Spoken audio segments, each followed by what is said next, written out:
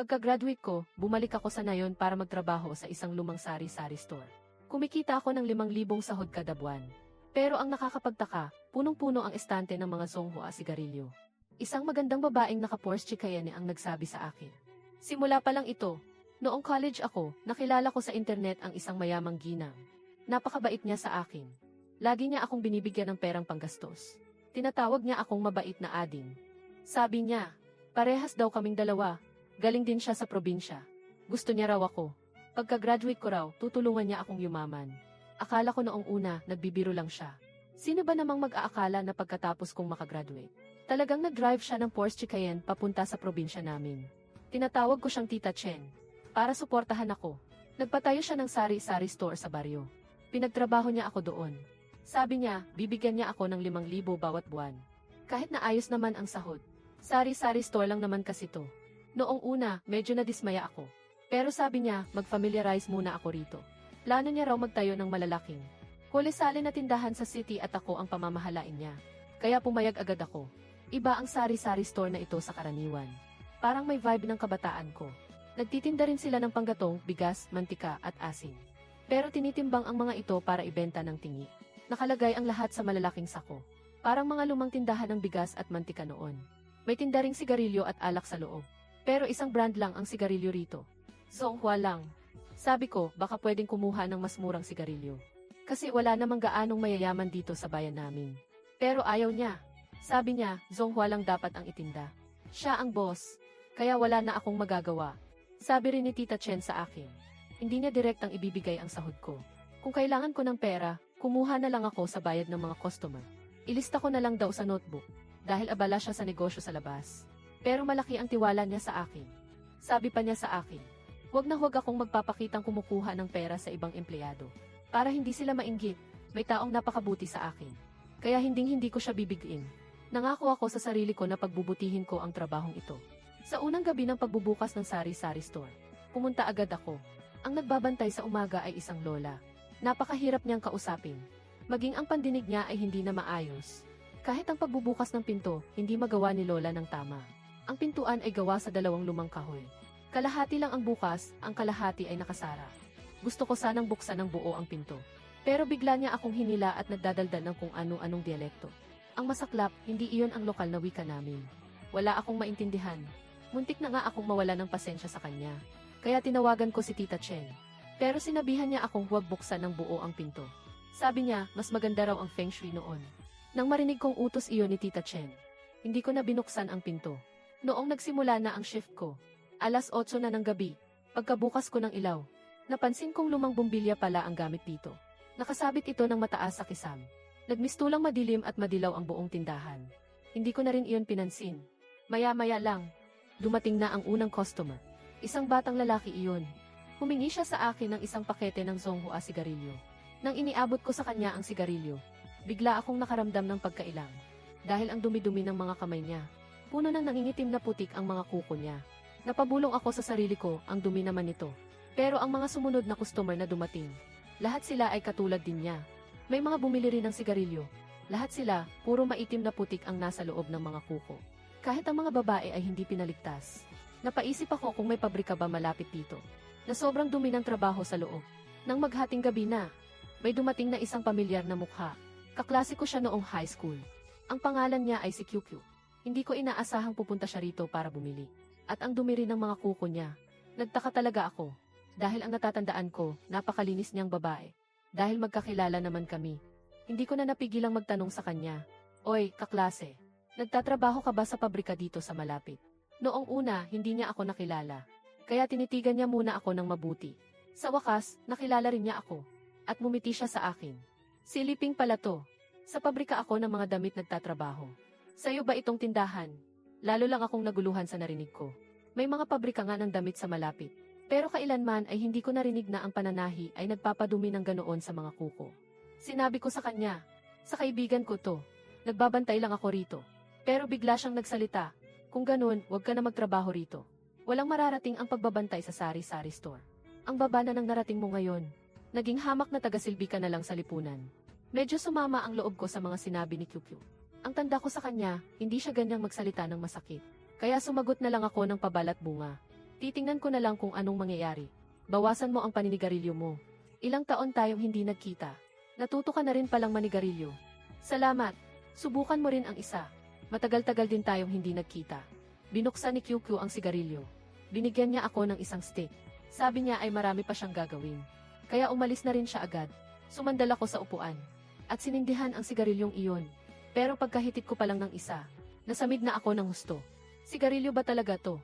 Napakaligaw ng lasa nito. Inamag na yata. Parang sobrang lambot ng sigarilyong ito. At parang mamasa-masa pa. Siguradong expired na ito. Napaubo ako ng ilang beses. Sa sobrang sama ng lasa, pinatay ko na ang sigarilyo. Baka naman peking sigarilyo ang itinitinda ni Tita Chen dito. Patay na tayo kapag nagkataon. Paano kung balikan ako ng mga customer at awayin ako? Lalo na si QQ na dati kong kaklase. Napakahiya nito para sa akin.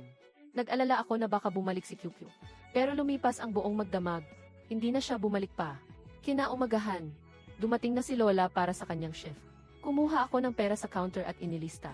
Para kumain ng almusal. Pagkatapos ay pumunta ako sa pampublikong paliguan para matulog. Hindi na niningil ang bayad sa pagtulog sa paliguan kapag araw. At may libre pang tanghalian at hapunan. Ito ang pinakaswak para sa akin ngayon. Nang pumasok ulit ako sa trabaho kinagabihan. Dumating na naman si QQ. Nang makita ko siya, medyo nakaramdam ako ng hiya. Dati nating kaklase. Pasensya na nga pala sa sigarilyo kahapon. Bakit? Anong meron sa sigarilyo? Tanong niya sa akin. Hindi mo ba naramdamang kakaiba ang lasa habang humihiti? Hindi naman ah. Ang bango nga eh. Hindi naman masarap hititin. Doon ko lang naintindihan. Marahil hindi talaga siya marunong manigarilyo. Binibili lang niya para lang may kagat-kagat sa bibig. May mga taong hindi marunong manigarilyo na mahilig sa ganoon. Kaya pala hindi niya napansin ang kakaibang lasa. Humingi na naman siya sa akin ng isang pakete. Inabutan ko siya ng sigarilyo. Kung hindi ka marunong, huwag mo nang subukan. Wala namang kwenta ang pag-aaral ng ganyan. Nagpasalamat siya ng mahina. Tapos binigyan din ako ng isa. Pagkatapos, tinitigan niya ako sa mga mata. Hindi ka pa ba magre-resign? Ano? Wala ka talagang pangarap sa buhay. Sa ganitong lugar ka lang nagtatrabaho. Hindi ba sabi ko sa iyo kahapon, umalis ka na agad dito? Sabi ko na lang sa kawalan. Malaki naman ang pasahod nila rito. Pwede ba, tumigil ka na sa pagsasalita? Ang sakit mo nang magsalita ngayon. Tila may gusto pa siyang sabihin pero pinigilan niya. Sa huli, sinabi niya pa rin. Dati, dahil matalino ka. Akala ko magiging matagumpay ka sa buhay. Ang trabaho sa sari-sari store ay para lang sa pinakamababang antas ng lipunan. Para lang iyan sa mga dukhang walang mararating. Kung ganyan lang ang patutunguhan mo, huwag ka nang umasa sa kinabukasan. Mag-resign ka na agad. Bakit parang sumusobra na ang mga sinasabi mo? Makikipagtalo sana ako sa kanya. Pero bigla niyang sinabing marami siyang gagawin. At mabilis siyang umalis. Pagkaalis niya, humitit ako ng isang beses. Kadiri pa rin talaga ang lasa. Kaya pinatay ko na agad. Pagkaalis ni QQ, nagpatuloy ako sa pagbabantay gaya ng dati. Hanggang sa magmadaling araw, isang magandang ate ang pumasok. Iba siya sa ibang mga costumer.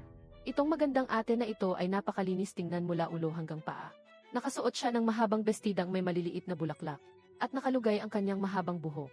Tingin mo pa lang sa kanya, alam mong hindi siya ordinaryong tao. Napakaganda niya. Parang pamilyar ang mukha niya sa akin. Pero hindi ko agad maalala kung sino siya. Baka nakita ko na siya kung saan noon. Dahil ang isang taong kasing ganda niya, ay hindi madaling makalimutan. Humingi rin siya sa akin ng isang pakete ng sigarilyo. Hindi ko akalaing ang isang inosente at magandang ate ay naninigarilyo rin. Parang medyo interesante ito. Nagbayad siya. Nagpasalamat at saka umalis. Kakaalis lang ni magandang ate. Biglang tumunog ang cellphone ko. Si Tita Chen ang tumatawag. Sinagot ko ang tawag. At tinanong ako ni Tita Chen kung kumusta ang trabaho. Sabi ko okay naman. Tinanong niya ako. Magkano ang nagastos kahapon? 80 piso po. Magkano na ang pera dyan sa kaha ngayon? Binuksan ko ang kaha at binilang ito. 930. Sabi sa akin ni Tita Chen. Kulang na ang alak sa tindahan. Pagbukas ng liwanag, kumuha ka ng pera sa kahera para pambili ng paninda. Bumili ka ng alak na nagkakahalaga ng 1,000 piso. Abunuhan ko muna yung kulang na pera. Tapos kukunin ko na lang ulit sa kahera mamaya. Siyempre, pumayag ako. Pagkababa ko pa lang ng telepono, biglang bumalik si QQ. Akala ko bumalik siya para humingi ng tawad sa akin. Pero pagpasok niya, sabi niya agad, Liping, pwede mo ba akong ilibre? Ibalik mo sa akin yung perang ibinayad ko kanina. Nagulat talaga ako. Kani-kanina lang ang sasama ng sinasabi niya. Tapos ngayon nagpapalibre siya sa akin. Zonghua sigarilyo ang binili niya. Pinigilan ko ang inis ko at ibinalik ang 65 piso. Tapos sabi pa niya, Sa susunod na bibili ako rito, ilibre mo ulit ako. Ha! Nakita ko ang pagkakataon. Kaya bumanat ako ng sarkastiko. Hoy, lumang kaklase. Di ba sabi mo nasa laylayan lang ako ng lipunan? Ang ganda ng trabaho mo sa pabrika. Tapos magpapalibre ka sa isang dukhang tulad ko. Di ba parang ang labo naman yan? Natigilan sandali si QQ. Sa huli, ang kapal ng mukha niyang sumagot sa akin. Huwag ka nang maraming daldal. Ibalik mo na lang ang pera ko dali. Bakit ka maniningil sa babaeng kaklase mo? Ang kuripot mo talaga. Ang taong ito, sobrang nakakairita. Punong-puno ako ng galit, pero ayaw ko nang makipagtalo sa kanya. Kaya ibinalik ko na lang ang pera niya para matapos na. Huwag ka nang bibili dito sa susunod. Sabi lang niya, dito ko talaga gustong bumili. At dapat mo akong ilibre tuwing pupunta ako. Lalaki ka naman, di ba? Pagkatapos sabihin iyon, umalis na siya. Talagang nanggigigil ako sa inis. Wala talagang kahihiyan. Naghintay ako sa tindahan hanggang mag-umaga. Pagkatapos, kumuha ako ng pera para mamili ng paninda. Dahil sa ginawa ni QQ, dapat 65 piso lang ang abuno ko. Pero naging 135 na. Pero ayos lang. Bukas, kukunin ko na lang ulit sa kahera. Ibinigay sa akin ni Tita Chen ang address ng supplier. Isa itong liblib at abandonadong eskinita sa bayan. Dito raw ang bagsakan ng mga pagkain at grocery. Wala talagang katao-tao rito. Sabi niya sa akin, kaibigan niya ang may-ari nito. Kaya mas mura ang kuha ng paninda rito. Pumasok ako sa wholesale shop. Isang batang lalaki ang nasa loob. Sabi ko, galing ako kay Tita Chen para kumuha ng paninda. Nakangiti siyang nakipagkwentuhan sa akin ng sandali. Sabi niya, tawagin ko na lang siyang Kuya Sun. Pagkakuha ng mga paninda kay Kuya Sun, bumalik na ako. Pagkatapos ng lahat ng ito, nakaramdam ako ng antok at gutom. Naalala kong may buffet sa public bath, kaya naisipan kong pumunta doon para maligo. Nakatulog ako hanggang magtakip silim. Nang magbukas ang buffet sa paliguan pagdating ng gabi, kumuha na ako ng pagkain. Biglang may tumapik sa balikat ko.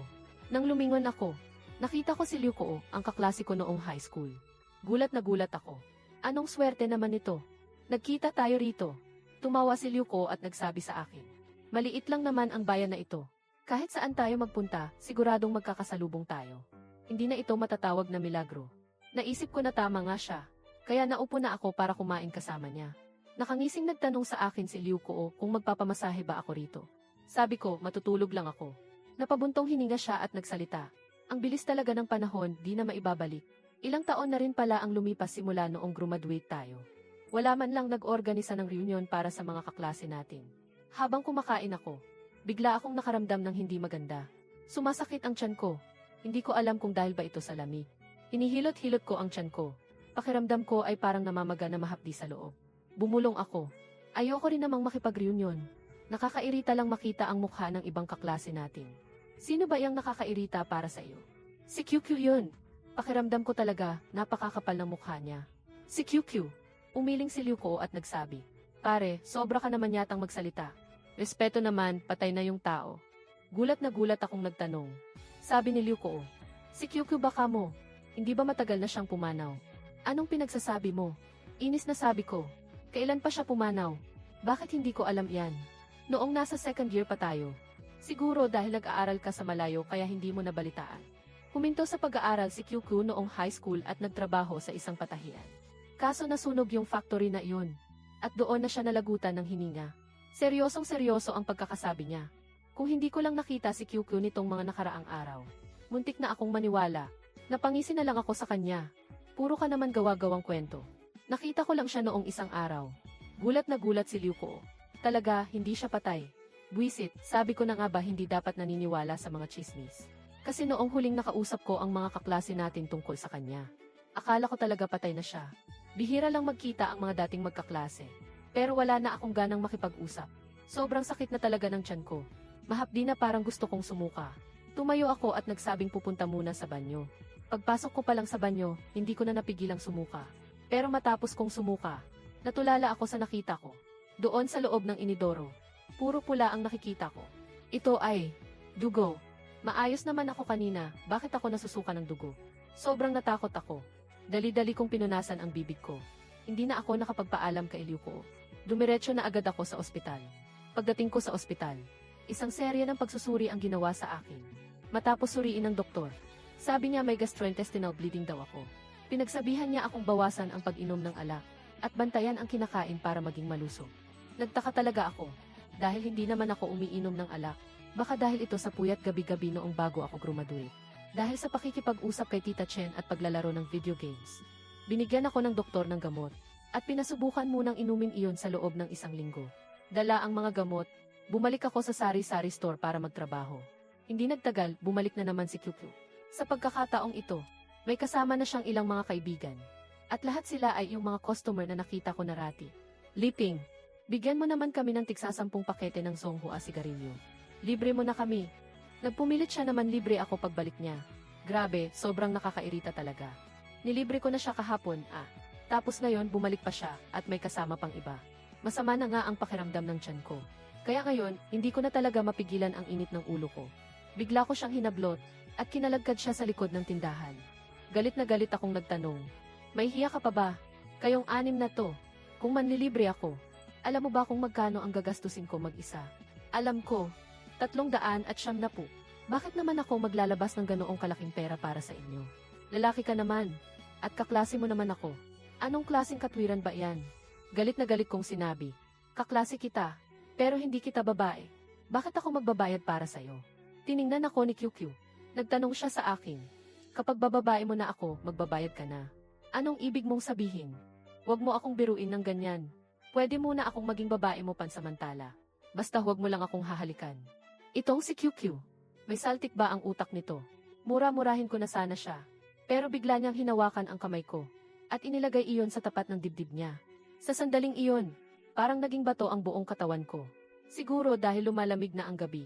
Pero sobrang lamig ng katawan niya. Tiningnan niya ako at sinabi, hinawakan mo na ako. Ngayon, babae mo na ako. Sige na, manlibre ka na. Ito, hindi na ako nakapagsalita. Kahit na hindi ko sinasadya. Sa sandaling ito, hindi ko na siya magawang murahin. Napalitan ito ng matinding hiya na hindi ko pa naramdaman noon. Bumalik ako sa loob ng tindahan. Punong-puno ng pagkakailang ang puso ko. Kumuha ako ng 6 na pakete ng Songhua sigarilyo para sa kanila. Hindi naman ako yung tipo ng tao na nagtatapo ng pera.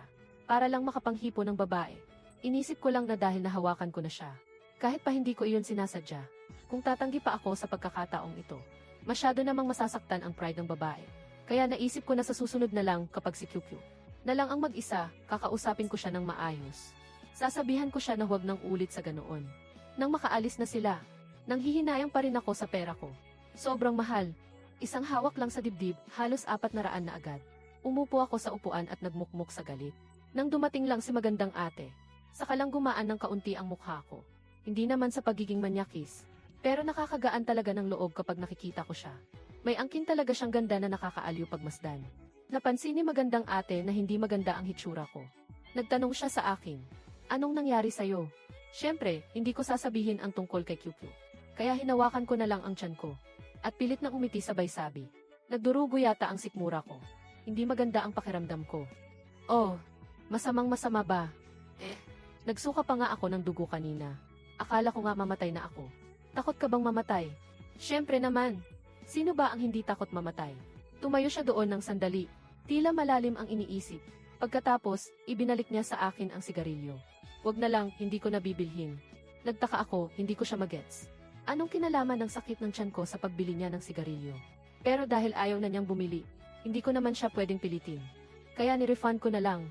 Nang malapit na mag-umaga, tumawag ulit sa akin si Tita Chen. Tinanong niya kung magkano na ang benta. Sabi ko, wala pang 400 ang pera ngayon. Pinakuha niya muna iyon pambili ng alak, at para mag-restock ng paninda. Napansin ko ngang marami-raming alak ang naibenta. Siguro ay nabenta iyon kanitang umaga. Pumayag naman ako agad. Kinuha ko na ang pera sa kaha. Nang lumiwanag na, nag-turnover na ako ng shift kay Lola. Lumabas ako para bumili ng alak. Ilang hakbang pa lang ang layo ko. Bigla akong may narinig na tumatawag sa akin. Lumingon ako, at nakita ko si QQ. Nakatayo siya sa ilalim ng isang madilim na silong. Nang makalapit na ako, tinanong niya ako, saan ka pupunta? Magre-restock lang ng paninda. Anong perang gamit mo dyan? Pera to ng tindahan, bakit? Umiling siya bigla. Sarili mong pera ang gamitin mo. Huwag mong gagamitin ang galing sa tindahan. Mamayang gabi, magsasama ako ng mga kaibigan. Siguraduhin mong ililibre mo kami. At bukas, umalis ka na sa trabahong ito. Nairita ako at sinabing, may sayad ka ba? Inaabuso mo na ang kabaitan ko ah. Huwag mong isipin na porket nahipo kita kailangan na kitang pagbigyan palagi. Pinilit mo lang ako noon. Kailangan mong mag-resign. At ibalik ang perang kinuha mo. At bakit ko naman gagawin yun? Parang may gustong sabihin si QQ pero pinigilan niya ang sarili. Nanahimik siya ng sandali, at sa huli ay nagsalita. Sa shift mo mamayang gabi, magpuslit ka ng maliit na salamin. Kapag may bumili sa iyo ng sigarilyo, gamitin mo ang salamin para tignan siya ng patago. Siguraduhin mong hindi ka mahuhuli. Ano bang trip mo, nababaliw ka na ba? Makinig ka na lang sa akin. Sige na, lumakad ka na. Huwag mong kalimutan ang salamin at isa pa. Huwag mong gagamitin ang pera mula sa kaha. Siraulo talaga. Nagpatuloy na lang ako sa paglakad. Pero humabol pa siya ng salita sa likuran ko. Kapag hindi mo ginawa ang sinabi ko, kamumuhian kita ng sobra. Mabubwisit ako sa iyo ng husto. Dahil niloko mo ako. Sa inis ko, sumagot ako. Susunod na ako sa iyo. Ang kulit mo, nakakarindi na. Sakit na nga ng tiyan ko eh. Teka lang. Hinimas-himas ko ang tiyan ko. Napansin kong hindi na pala ito ganoon kasakit. Biglang gumaan ang pakiramdam ko. Effective pala talaga ang gamot na binigay ng doktor. Tumuloy na ako sa pag-restock. Pero sarili ko na munang pera ang ginamit ko. Sa totoo lang, pareho lang naman kahit kaninong pera ang gamitin. Parang nilipat lang naman ang pera mula sa kaliwang bulsa papunta sa kanan. Pagkatapos kong mag-restock, bumili uli ako ng maliit na salamin. Nagpahinga muna ako bago pumasok sa trabaho sa gabi. Agad-agad, dumating ang unang customer. Bumili siya sa akin ng konting mantika. Palihim ko siyang tinignan gamit ang maliit na salamin. Pero wala namang kakaibang nangyari. Lalo kong naiisip na baka praning lang talaga si QQ. Hindi. Mantika ang binili niya. Sabi ni QQ, bantayan ko raw yung mga bumibili ng sigarilyo. Pagkaalis ng customer, naupo lang ako sa loob ng tindahan at naghintay. Maya-maya, naunang dumating si magandang ate. Mas maaga siya ngayon kaysa sa dati. Mukhang matamlay ang hitsura niya ngayon. Kukuha raw siya ng isang kaha. Bakit parang hindi maganda ang pakiramdam mo? Kasi hindi siya nakabili ng sigarilyo kahapon. Nasabi ko na lang sa sarili ko, grabe naman ang pagka-adik sa'yo sinitong si magandang ate. Inabot niya ang sigarilyo. At tila nagmamadali siya. Binuksan niya agad ito doon mismo. Pagkasindi niya, hindi niya ito hiniti. Sa halip ay hinawakan lang niya ito ng tahimik. Habang pinagmamasdan ang usok na humahalimuyak, bigla niya akong tinanong, ayaw kong magbayad. Pwede mo ba akong ilibre ng isang kaha? Nagpanggap akong galante kahit medyo gipit. Nakangiti kong sinabing walang problema. Kasi hindi siya katulad ni QQ na laging pinapagalitan ako. Napakalumanay niyang babae. Sa totoo lang, sinong hindi mahuhulog sa babaeng tulad niya? Nandoon pa rin si magandang ate, hawak ang yosi pero hindi hinihitit. Tila gustong-gusto na niya kahit amoy pa lang. At dahan-dahan pa siyang pumikit. Naalala ko ang sinabi ni QQ. Kaya sinamantala ko ang pagkakataon para silipin siya sa maliit na salamin. Pagtingin ko sa salamin, bigla akong natigilan at natulala. Sa loob ng salamin, walang aninag ng mukha niya. Sa gulat ko, agad kong itinapat ang salamin sa sarili ko. At agad namang lumitaw ang mukha ko doon. Ang weird. Sinubukan ko uling silipin siya sa salamin ng palihim. Pero talagang wala akong makita, blanko ang salamin. Nasaan ang refleksyon niya? Biglang nagmulat ng mata si magandang ate. Napansin niya ang ginagawa ko.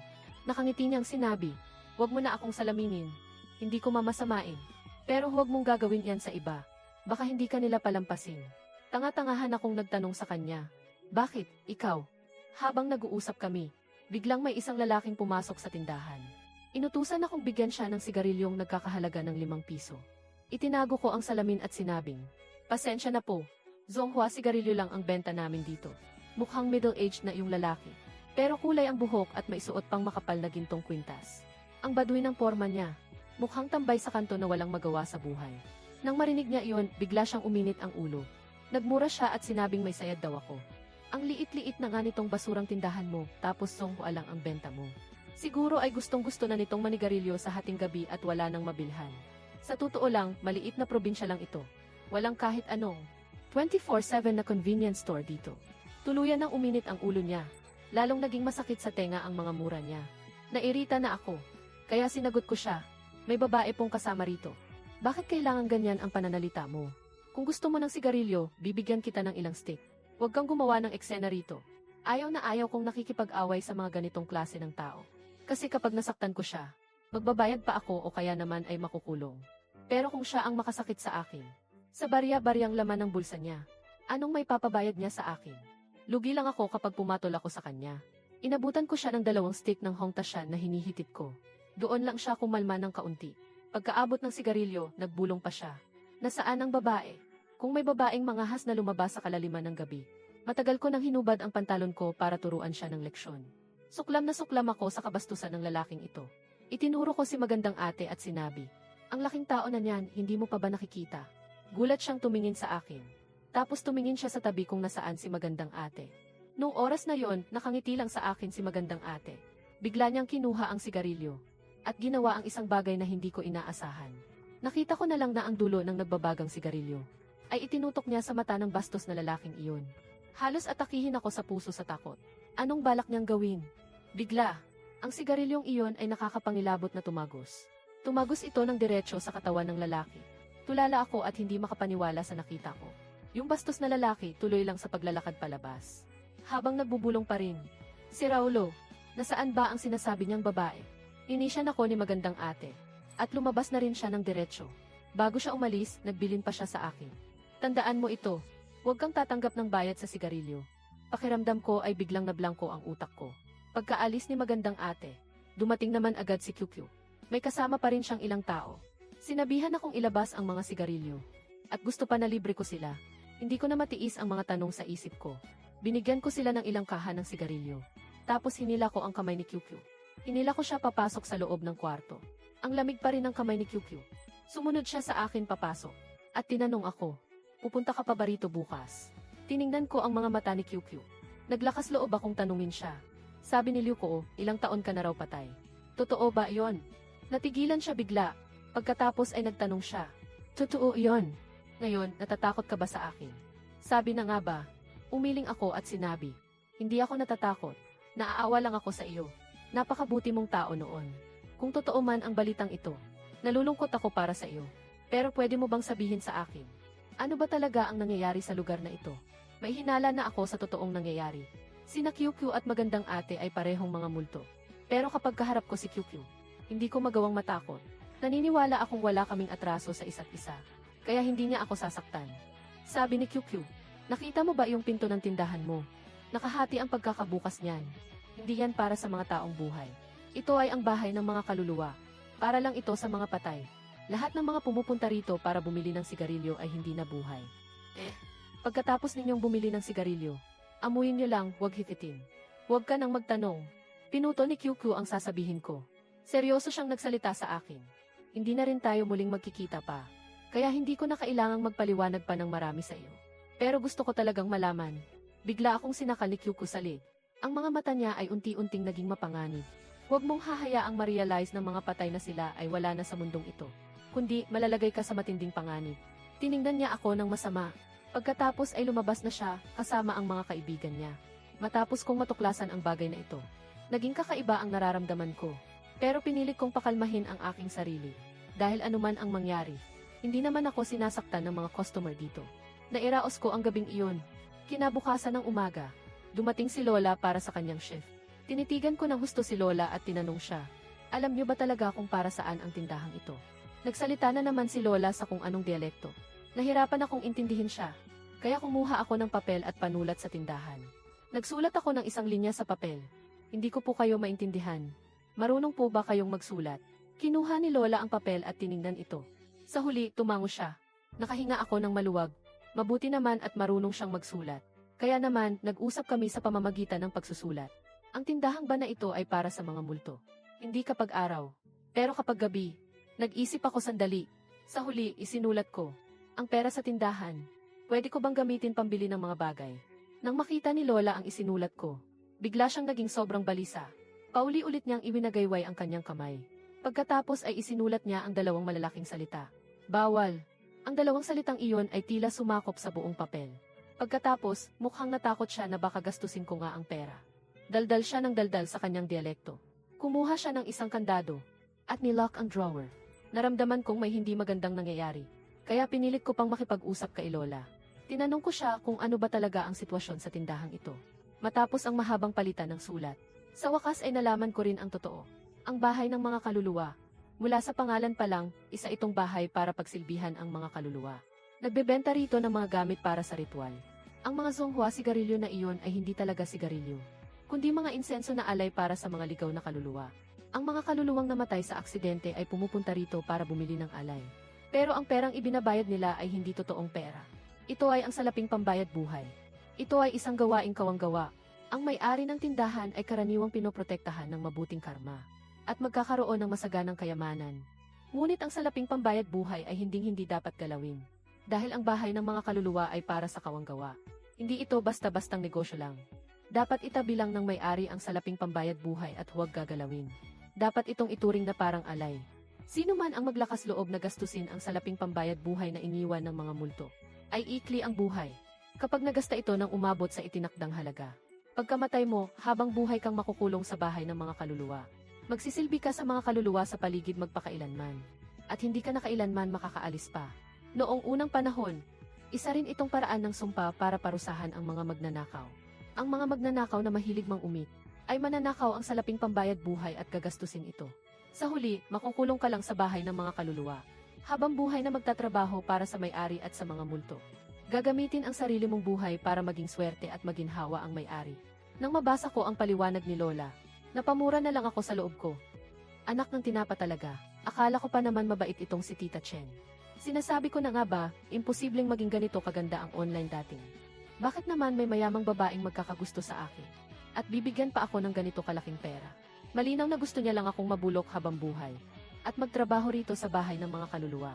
Sa ganitong paraan, pati pasweldo sa akin habang buhay ay matitipid niya. Dito na nagkaroon ng linaw ang lahat. Kaya pala ayaw magbayad ni QQ noong bumili siya ng sigarilyo. At pinilit pa akong manlibre sa mga kaibigan niya. Pati na rin si magandang ate. Noong nalaman niyang ayaw ko pang mamatay, hindi na siya bumili ng sigarilyo sa akin. Pagkatapos ay nagpilibre na rin siya. Silang dalawa, gusto lang pala akong iligtas. Tinanong ko si Lola, kung wala itong bahay ng mga kaluluwa, ano na ang mangyayari sa mga kaluluwang iyon? Sumulat si Lola para sagutin ako. Ang mga namatay sa aksidente o karahasan ay may matinding hinanakit. Kadalasan ay ayaw na nilang bumalik sa sarili nilang bahay. Araw-araw nilang inuulit ang sakit ng kanilang pagkamatay. Hirap na hirap sila sa paghihirap na iyon. Tanging ang mga alay na insenso at dasal ang makapagpapaginhawa sa kanilang pakiramdam. Bigla akong nakaramdam ng awa sa kanila. Ibig sabihin, kung walang mag-aalay ng insenso, si QQ ay araw-araw, at taon-taon na ulitin ang sakit ng pagkasunog niya noon. Eksaktong tumawag uli sa akin si Tita Chen. Kunwari ay nangumusta siya sa telepono nang may paglalambing. Pero sa loob-loob ko ay napapangisi na lang ako sa galit. Pagkatapos ng usapan, heto na ang plano. Gaya ng inaasahan, pinalalabas niya ako para kumuha ng alak. Ang tuso ng babaeng ito. Talagang tuso siya. Pagsisihan niya ang lahat ng ito. Pumayag ako sa utos ni Tita Chen. Pagkatapos ay tinanong ko si Lola ng huling katanungan. Paano ba mapapalitan ang may-ari ng bahay ng mga kaluluwa? Tinitigan ako ni Lola ng may pagtataka. Hindi niya maintindihan kung bakit ko tinatanong iyon. Ipinakita ko sa kanya ang mga chat namin ni Tita Chen sa loob ng ilang taon. Sinabi ko sa kanya na magkasintahan kami ni Tita Chen. At ang tindahang ito ay itinayo para ibigay sa akin. Nang makita ni Lola ang maraming mensahe ni Tita Chen, gaya ng mahal kita, at miss na kita, sa wakas ay naniwala na rin siya sa mga sinabi ko. Itinuro niya ang sahig, at sumulat siya para sabihin sa akin. Noong ginagawa pa ang tindahan, may ibinaon na kahon sa ilalim ng lagayan ng insenso. Nakasulat sa kahon ang pangalan at kaarawan ng may-ari base sa astrolohiya. Kung gustong palitan ang may-ari, kailangang magpasulat sa kasalukuyang may-ari ng isang kontrata ng palitan. Pagkatapos ay lagdaan at tatakan ito ng thumb mark. Ilalagay din doon ang pangalan at kaarawan ng bagong may-ari. Matapos ang usapan namin ni Lola, naglabas ako ng 1,000 piso mula sa sarili kong bulsa para bumili ng alak. Pagkabili ng alak, pumunta ako sa bilihan ng S-Bike at bumili ng pinakamurang second-hand na unit. Nagkakahalaga ito ng 400 piso. Sapat na ito para tuluyang masaid ang laman ng bulsa ko.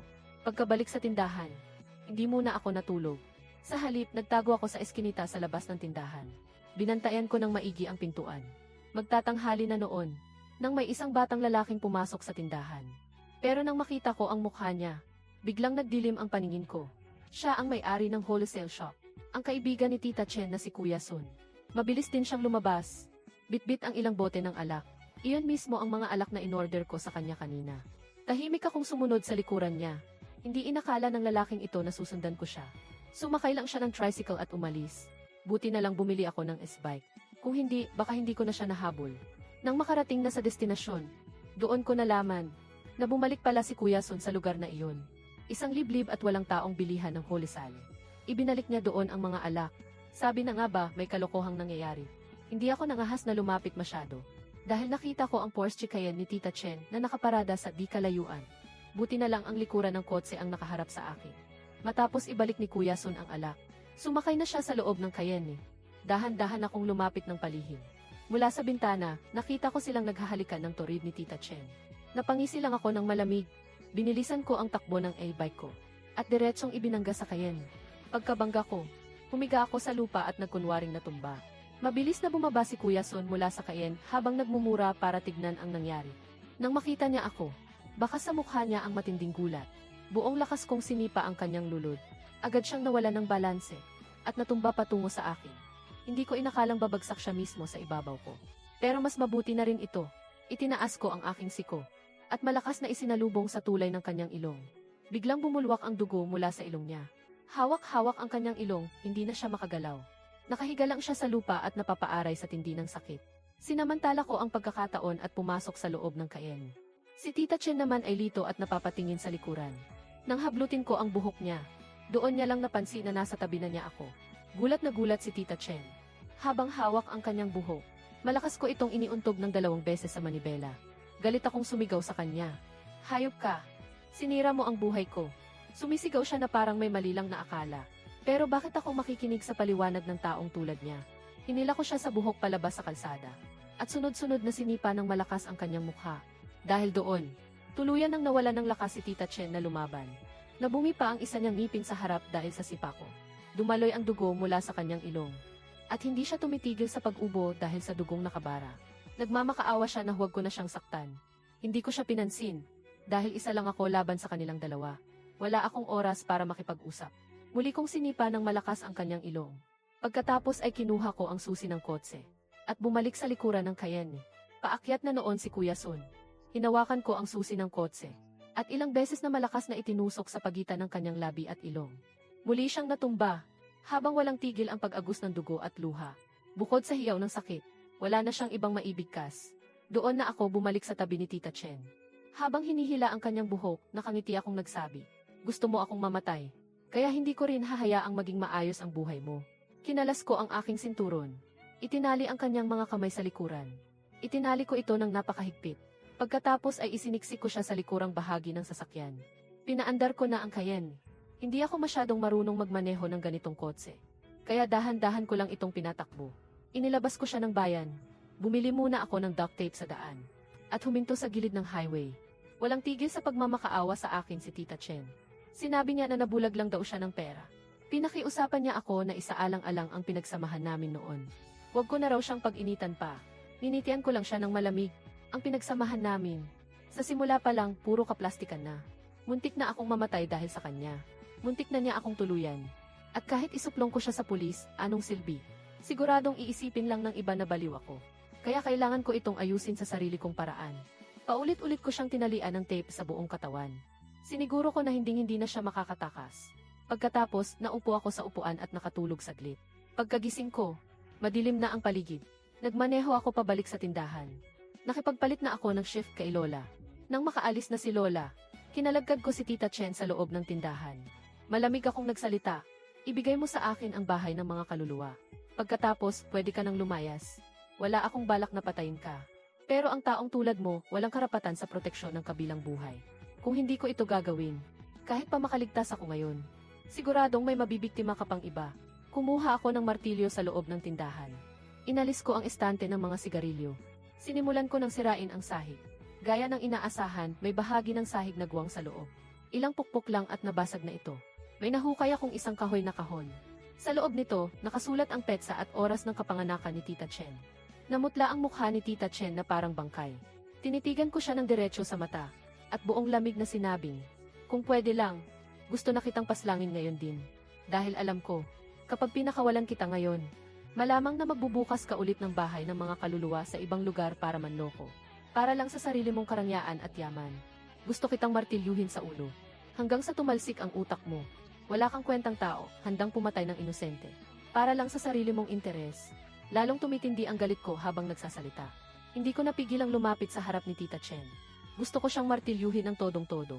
Kapag hindi siya namatay, kapag nakalabas siyang buhay dito, gaano pa kaya karaming tao ang mapapahamak sa kamay niya? Sa sobrang takot, napaupo si Tita Chen sa sahig. Bigla na lang siyang humagulgol ng malakas. "Patawad, hindi ko na ulitin, hindi na ako mananakit ng iba. Nagmamakaawa ako, pakawalan mo na ako." Nanginginig ang buong katawan niya. May umagos na likido mula sa ilalim ng palda niya. Naihina pala siya sa sobrang takot. Hindi ko siya pinagkakatiwalaan. Ayaw lang niyang mamatay ngayon. Pero hindi ibig sabihin na hindi na siya manloloko uli paglabas niya. Pero, sino ba naman ako para kumuha ng buhay ng isang tao? Umiiyak na nagmakaawa si Tita Chen sa akin. Parang awa mo na. Hindi na ako pwedeng manatili rito sa bahay ng mga kaluluwa. May kung anong naghahanap sa akin. Parang awa mo na. Paalisin mo na ako. Ibibigay ko na sa iyo ang sasakyan ko. Napapakunot ang noo ko sa mga sinasabi niya. Anong klaseng dahilan iyon? Siya ang may-ari ng bahay ng mga kaluluwa. Pero bakit hindi siya pwedeng manatili rito? Napaisip ako ng malalim. Napakatahimik sa loob ng tindahan. Kahit laglag karayom, siguradong maririnig mo. Bigla, nagsimulang magsipag-alulungan ang mga aso sa nayon. Nagsimula sa tahol ng isang aso. Pagkatapos, pati ang iba pang mga aso, ay sabay-sabay na nag-alulungan. Umihip ang isang malamig na hangin. At ang pinto na nakabukas ng bahagya ay gumalaw-galaw. Dahilan upang manginig ako sa ginaw. Naglabas ang mga aso ng ungol at mas matitinding tahol. Naghahalo ang dalawang tunog sa paligid. Hindi ko alam kung ano ang nagpatakbo sa kanila ng mabilis. Maririnig ang kalasing ng kanilang mga yapak sa lupa. Nakita ko ang kawan ng mga aso na mabilis na dumaan sa harap ng tindahan. At sa likod ng mga asong iyon, ay may isang puting anino ng tao, na dahan-dahang naglalakad patungo rito. Iyon ang magandang ate. Ngunit wala na ang dati niyang eleganteng tindig. Sa oras na ito, tila lumulutang siya sa paglalakad. May pakiramdam na parang pasuray-suray siya. Ang kanyang katawan ay hindi matatag sa paghakbang. Parang isang manika na pailing-iling at pabalik-balik. Gumagalaw na parang isang ahas. Halos dikit na sa lupa, habang lumulutang patungo sa amin. Ang mga mata niyang dati ay napakaganda. Ngayon ay naging kasing itim na ng uling ang mga balintataw. Wala ka nang makitang puti sa kanyang mga mata. Nang makita ito ni Tita Chen, halos mamatay siya sa takot. Nagmamadali siyang sumigaw sa akin. Nandiyan na siya, bilisan mo, ilayo mo ako rito, sunugin mo siya. Takot ang mga multo sa apoy. Dali, gamitin mo ang apoy para sunugin siya. Nakatitig lang ako ng maigi sa paparating na magandang ate. Bigla kong naalala. Kaya pala pakiramdam ko ay nakita ko na siya noon. Lumitaw na siya dati sa mga post ni Tita Chen. Noong oras na iyon, magkayakap si Tita Chen at siya. Sabi pa ni Tita na siya ang kanyang pinakamatalik na kaibigan. Kaya lang, noong panahon na magka-chat kami ni Tita Chen, kahit naisip kong maganda siya, hindi ko naman siya pinansin ng husto. Dahil kay Tita Chen lang nakatutok ang atensyon ko. Pumasok ang magandang ate sa bahay ng mga kaluluwa. Ang kanyang nangingitim na mga mata ay nakatitig kay Tita Chen. Napalunok ako ng laway at nagtanong, magkakilala kayo dati? Ibig bang sabihin, biktima ka rin ng salaping pambayad buhay? Pareho lang pala tayong sawi. Parehong naging target ng babaeng ito. Medyo paos ang boses ng magandang ate nang sumagot. Nahuli mo na siya. Mabuti naman. Hindi ko mapigilang magtanong. Kung biktima ka rin, nasaan ang iyong bahay ng mga kaluluwa?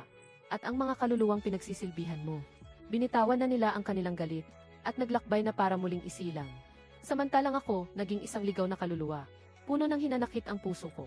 At lahat ng iyon ay dahil sa masamang babaeng ito. Habang nagsasalita ang magandang ate, lalo siyang nagitngit sa galit. Bigla niyang iniunat ang kanyang dalawang kamay. Ang kanyang mga kuko ay matatalim at mahahaba. At buong lupit na ibinaon sa liig ni Tita Chen. Nang makita kong bumaon ang mga kuko sa kanyang liig, agad akong nagsalita. Huwag, alam kong basura siya at dapat lang mamatay. Pero kapag naiwan ang bangkay niya rito, baka ako ang mabulok sa kulungan. Siya, nasa kalagitnaan pa lang ako ng pagsasalita. Pero hindi ko mapigilang matulala sa nakita. Biglang ibinuka ng magandang ate ang kanyang bibig. Napakalaki ng pagkakabuka nito. Bumuka ito mula sa gilid ng labi, hanggang sa dulo ng kanyang mga tainga, at kinagat ang ulo ni Tita Chen. Para talaga siyang isang ahas. Ang kanyang lalamunan at pisngi ay nabanat ng husto. Ang balat sa kanyang mga pisngi at lalamunan ay naging napakanipis dahil sa pagkakauna. Kitang-kita na ang mga nangingitim niyang mga ugat. Yung mga mata niya parang luluwa na sa sobrang laki. Sinusubukan niyang lulunin ng buo si Tita Chen. Diyos ko po, ganyan ba talaga kumain ng tao ang mga multo? Siguro dahil masyado akong maraming napanood sa TV noong bata pa ako. Akala ko dati kinakain nila pati yung mga lamang loob. Tulala lang akong nakatingin kay Tita Chen. Sabi niya dati, takot ang mga kaluluwa sa apoy. May lighter naman sa tabi ko, pero nag-aalangan akong kumilos. Ito na yung bigat ng konsensya sa loob ko. Pinatay niya si magandang ate, at muntik na rin akong mamatay sa mga kamay niya. Sanay na si Tita Chen sa panloloko ng ibang tao para sa sariling interes. Kung hahayaan ko siyang makatakas, siguradong itutuloy lang niya ang kasamaan niya. Kung magpapakabait ako at ililigtas ang buhay ni Tita Chen, paano ko haharapin ang susunod na inosenteng kaluluwang mamamatay? May mga taong mawawalan ng anak, mawawalan ng asawa, at dahil pa rin kay Tita Chen, May mga inosenteng bata na maulila. Bakit ko ililigtas ang isang masamang tao dahil lang sa mababaw na awa? Ang masamang tao dapat lang sa malupit na multo. Pinanood ko lang habang si Tita Chen ay nilalamon ni magandang ate sa kanyang tiyan. Ang dating magandang anyo ay naging kakatwa at lumobo ng husto. Mula sa tiyan hanggang sa lalamunan, punong-puno at nakausli. Hindi siya kumibo sa akin. Sa halip ay dahan-dahan siyang lumapit sa kahon. Bigla siyang bumuka ang bibig at isinuka ang isang malambot na braso. May dugo pa ang brasong iyon. Hinawakan ni magandang ate ang malambot na kamay. Isinulat ang pangalan ni Tita Chen sa papel ng bahay ng mga kaluluwa. At itinuon ang tatak ng daliri. Sobrang nakakapangilabot ang tagpong ito. Pagkatapos ng perma at tatak, muli niyang nilunok ang kamay na iyon. At lumabas na ng bahay ng mga kaluluwa. Lumapit ako sa papel na iyon. Tulalang kinuha ang panulat. At sa huli ay nagdesisyon na. Isinulat ko ang sarili kong kapalaran at oras ng kapanganakan. Sa sandaling ito, ngayong oras na ito, ako na ang opisyal na may-ari ng bahay ng mga kaluluwa. Ganap na akong naging tagapangalaga ng bahay ng mga kaluluwa. Maingat kong itinago ang kahoy na kahon. Habang hinihintay na maibalik ang istante. Habang inaayos ang lahat, pumasok si Kyuko sa loob. Nang makita niya ako, bigla siyang nag-alala ng husto. Bakit ka na naman nandito? Ang ayos ng pakiusap ko sa iyo. Bakit ang tigas ng ulo mo? Tumingin ako sa kanyang mga mata, at nakangiting nagsabi. May nagsabi sa akin, na kung walang mag-aalay sa mga kaluluwa rito, araw-araw nilang ulitin ang sakit ng kanilang pagkamatay. Dati kong kaklase, napakahalaga ng pagkakaibigan natin. Paano naman kita pababayaan? Tulala lang siyang nakatingin sa akin. Habang inaabutan ko siya ng isang pakete ng sigarilyo. Nakangiti kong tinanong, saan ba talaga kumukuha ng salaping pambayad buhay ang mga multo? Sabi niya, paano naman magkakaroon ng totoong pera ang mga multo? Kapag nagastos mo na iyan, malalaman ng ibang tao kinabukasan na naging pera ng patay na iyan. Kaya pala hindi ako ginugulo ni Kuya So na supplier. Dahil matagal na silang magkasabwat ni Tita Chen. Sinindihan ni Kyukyu ang isang zonghua sigarilyo at nanamnam ang amoy nito. Habang ako naman ay nagsindi ng isang hongtasyan. Tahimik lang kaming dalawa sa loob ng mahabang oras.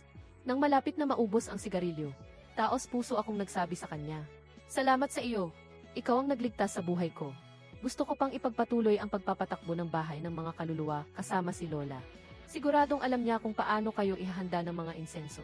Sabi mo, huwag ipapaalam sa mga patay na sila. Dahil kung hindi, magiging delikado. Pero hindi ako takot sa panganib. Dahil napakabuti mong tao. Nagtanong siya. Kaya ano ngayon? Pwede mo akong dalawin dito madalas. Magkwentuhan tayo at mag-usap. Tutal, bored din naman ako magbantay ng tindahan tuwing gabi. O, dati kong kaklase. Huwag mo na akong tawaging hampas lupang baboy ng lipunan. Bigla siyang napangiti. Pagkatapos ay lumabas siya habang tila sumasayaw ang lakad. Bumubulong-bulong pa siya. Dati akala ko ang talino mo. Ngayon, tagabantay ka lang pala ng sari-sari store. Wala talagang class. Napatawa na lang ako ng mahina. Pinanood ko siyang umalis. Ang bahay ng mga kaluluwa. Ganap na itong naging akin. Marunong nga talagang gumawa si Lola ng mga espiritual na insenso. Kaya niyang tulungan akong ituloy ang negosyo sa bahay ng mga kaluluwa. Pero alam ko rin, na kailangan ko ring mabuhay ng normal. Humingi ako ng konting pera sa mga magulang ko. Nirentahan ko ang katabing pwesto. Tutal wala naman akong ginagawa tuwing gabi. Nag-aral akong gumawa ng mga pagkaing pang-almusal. Tuwing gabi habang nagbabantay ng tindahan. Inihahanda ko na ang mga syupao. Pagdating ng umaga, tinutulungan ako ng mga magulang ko na magtinda. At alam mo ba, siguro dahil sa swerte ng may-ari ng bahay ng mga kaluluwa, naging napakalakas ng negosyo ng almusalan. Madalas bumili ang mga tao sa paligid. Bumili rin ako ng isang urn. Doon ko inilagay ang lapida ni Kyukyu. Siyempre, hindi abo ang laman ng urn na iyon, kundi ang salaping pambayad buhay. Ginawa ko lang iyon para hindi nakawin ng mga tao. Dahil ayaw kong may mapahamak na iba. Iniisip ko rin, paano kung mapuno na ang urn? Kailangan ko na bang palitan ito ng kabaong? Gabi-gabi, pumupunta rito si Kyukyu para makipagkwentuhan sa akin. Pinag-uusapan namin ang mga nakakatawang nangyari noon sa paaralan. Ikinukwento ko rin sa kanya ang mga karanasan ko sa buong araw. Kapag wala na kaming mapag-usapan, nagbabasa ako ng libro at nagkukwento sa kanya. Dahil sa pagsasama namin, hindi na ako tinatawag ni Kyukyu na hampas lupang baboy. Lalo siyang naging masayahin. Hanggang sa isang araw, pagkatapos naming mag-usap, nakangiti niya akong niyakap ng matagal. Sabi niya, sapat na ang pananatili niya sa mundo ng mga tao. Kailangan na niyang mag-reincarnate at hinding-hindi na siya babalik. Medyo nalungkot ako, pero masaya rin ako para sa desisyon niya. Umalis na si Kyukyu para isilang muli. Paunti na rin ng paunti ang mga misteryosong customer. Hanggang sa isang gabi, buong gabi nang walang dumating na customer. Doon ko lang biglang naalala. Simula nang mapuksa ni magandang ate si Tita Chen, hindi na rin siya muling nagpakita. Siguro ng araw na iyon, nawala na ang lahat ng galit at puot sa puso niya. Hindi pa puno ang urn. Wala na akong customer tuwing gabi. Pero ang negosyo ng almusalan ay napakalakas pa rin. Doon ko naintindihan na ang init ng pagmamahal at pagsasama ay kayang pawiin ang lahat ng negatibong enerhiya sa mundo. Esan, masyado lang pala akong nag-alala. Wakas ng kwento.